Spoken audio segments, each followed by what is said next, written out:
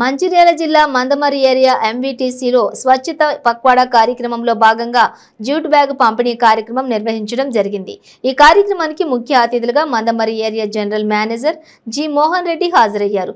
ఈ సందర్భంగా KK5 కు కూరగాయల మార్కెట్లోని ప్రజలకు ఉద్యోగులకు జ్యూట్ బ్యాగులు పంపిణీ చేశారు।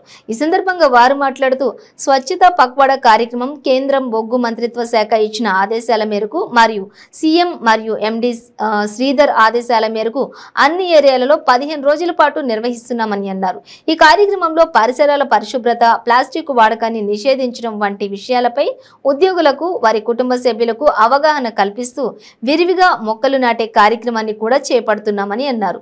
మన చుట్టూ పరిశుభ్రమైన వాతావరణం ఉంటే ఆరోగ్యకరమైన ఆలోచనలు మరియు పనితీరు మెరుగుపడుతుంది కాబట్టి ప్రతి ఒక్కరూ తమ ఇంటి పరిసరాలను మరియు కార్యాలయాలను పరిశుభ్రంగా ఉంచుకోవాలని పిలుపునిచ్చారు। ఈ కార్యక్రమంలో CMO secretary Paideshwar, DGM civil Srinivasulu, DBGKS vice president Medipalli Sampath, AHUC నాయకులు సుదర్శన్, ఏరియా రక్షణ అధికారి రవీందర్, పర్యావరణ అధికారి Prabhakar, MVTC in charge manager Ashok, SSO Ravi, DYPM Maitreyi Bandhu, office ఉన్నత అధికారులు, యూనియన్ నాయకులు మరియు ఉద్యోగులు, ప్రజలు పాల్గొన్నారు।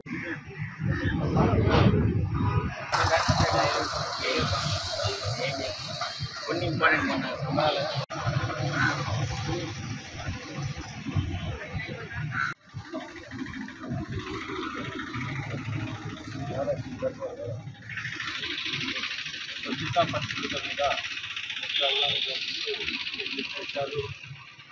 తప్పకుండా పాటిస్తూ ప్లాస్టిక్ వాడకాన్ని నిషేధిస్తూ జనపనార బ్యాగులు వాడుతూ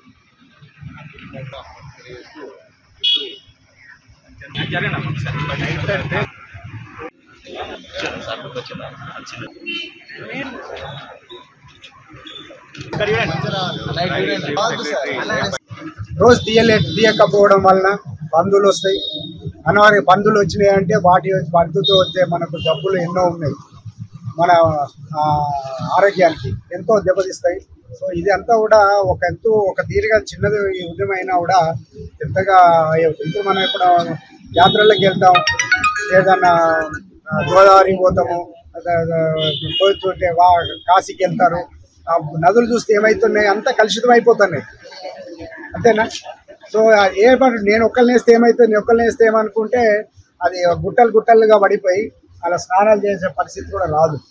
సో అందరూ మీరు ఏంటంటే మనం ఆ ఉద్యమంలో మనం పాల్పంచుకోవాలి।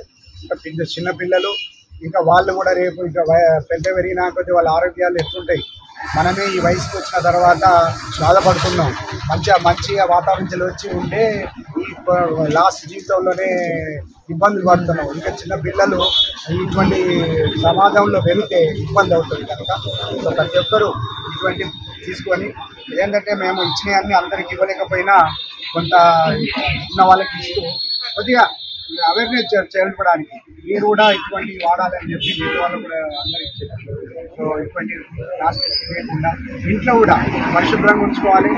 ఇంట్లో కూడా పరిశుభ్రంగా ఉంటేనే ఆరోగ్యంగా ఉంటుంది।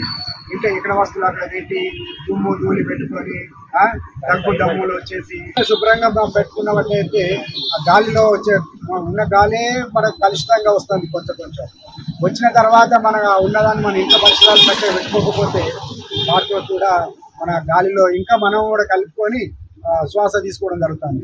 చూస్తున్నాం అందరికీ శ్వాస జబ్బులు ఎన్ని వస్తున్నాయి, దమ్ము ఇవి వస్తున్నాయి, ఎందుకు ఇవంతా వాతావరణం మనం సరిగా మెయింటైన్ చేయలేకనే। సో అది ఒకటి। తర్వాత ఇంట్లో కూడా శుభ్రం నీళ్ళను కూడా మంచిగా ఫిల్టర్ చేసుకొని ఏం లేకపోయినా చిన్న ఫిల్టర్స్ పెట్టి వాడుకోండి, వాటర్ని కూడా శుభ్రంగా పెట్టుకోండి। ఈ వర్షాకాలం వస్తున్న కారణంగా ఇంట్లో కూడా నీళ్ళు ఆగకుండా మోర్లు కూడా క్లీన్గా మోర్లను కూడా నీళ్ళు ఆగకుండా చూసుకుంటే దోమలు ఉంటాయి। సో ఇవన్నీ చేసిన ఆరోగ్యం మంచిగా ఉంటేనే ఇవన్నీ మనం ఎన్ని చేసినా ఆరోగ్యం లేనిది వేస్ట్। ఆ ఉద్దేశంతో ఈ కార్యక్రమం అనేది మనకు చేపట్టి 2014 నుంచి జరుగుతూ వస్తున్నది। ఆ ఉద్యమ భారంగా మన భారతదేశం కూడా అందరూ కృషి చేసి సో అందరూ కలిసి ఒకరు మీరు పోయినాక మీ కుటుంబం మొత్తం చుట్టాలందరూ చేసిన దాన్ని మీరు పనిచేసే ప్రదేశంలో ఒక్కొక్కరు అట్లా చేసుకొని ఇటువంటి మళ్ళీ కమిషన్ రాకుండా జాగ్రత్తలు తీసుకొని పనిచేయాలని అనుకుంటున్నాను। సో ఈ అవకాశాన్ని